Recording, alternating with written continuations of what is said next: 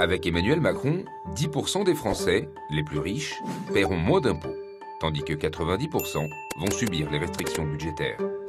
Direction la Villa Montmorency, dans le 16e arrondissement de Paris, une des plus grosses concentrations de fortune française au mètre carré. Beaucoup payent l'impôt sur la fortune, mais l'ISF, c'est fini.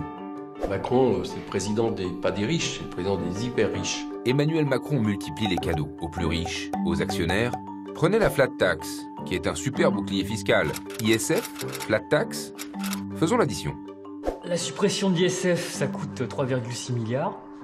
La flat tax sur les revenus du capital, ça va coûter 4 milliards. Et puis la suppression de l'impôt sur les dividendes, ça va coûter 2 milliards. Donc la première année, on est quasiment à 10 milliards de cadeaux fiscaux en faveur des plus riches. Pour Emmanuel Macron, c'est circuler, il n'y a rien à voir. Je crois à la cordée. Il y a des hommes et des femmes qui réussissent parce qu'ils ont des talents. Je veux qu'on les célèbre. Si l'on commence à jeter des cailloux sur les premiers de cordée, c'est toute la cordée qui dégringole. C'est une politique assumée, voulue, expliquée, qui explique qu'en favorisant les riches, vous allez faire profiter tout le pays d'une activité économique à venir, mais ça, on sait que c'est pas vrai. Après le 16e arrondissement de Paris, on vous emmène sur les îles Jersey. Ce petit bout de terre à 25 km des côtes françaises est un paradis fiscal. Regardez, les milliardaires passent par là pour s'affranchir de payer leurs impôts lorsqu'ils achètent un jet privé. Les multinationales connaissent aussi l'endroit. Uber, Nike, Apple utilisent ces paradis fiscaux pour manipuler leurs comptes et éviter l'impôt. En gros, on estime que la fraude fiscale, c'est un coût de 80 milliards. L'optimisation, c'est 20 milliards en France. Ça fait 100 milliards. C'est le double de ce que nous coûte la dette chaque année. Voilà l'ampleur du problème. Pour la France insoumise, l'optimisation fiscale, c'est de l'évasion fiscale. L'optimisation fiscale, il faut le dire, ce n'est qu'une évasion légale. Donc ce n'est pas admissible. Donc il faut arrêter avec ces politiques de gribouille. Selon Éric Coquerel, le changement passe par de nouvelles lois.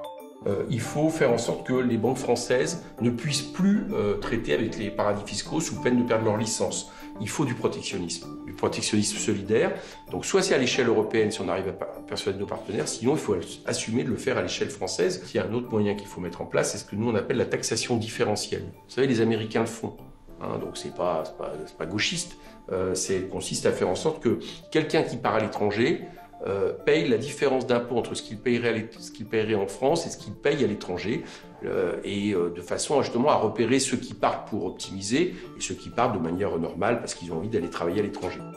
Pour financer sa politique en faveur de cette minorité de riches, Emmanuel Macron prend dans la poche du peuple des classes modestes et moyennes. Je ne sais pas si M. Emmanuel Macron se soucie des gens, des pauvres, des classes moyennes. Je pense qu'il se soucie des riches. Toute sa politique va avoir un impact sur les classes moyennes. Déjà, tout simplement, la hausse de 1,7% de CSG, l'annulation du tiers payant.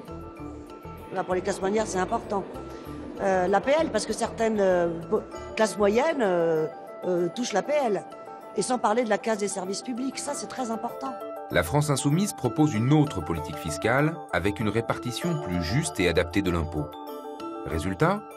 Une baisse des impôts pour 91% des Français, une hausse pour les plus fortunés. Et enfin, la taxation des revenus boursiers, au même niveau que le travail.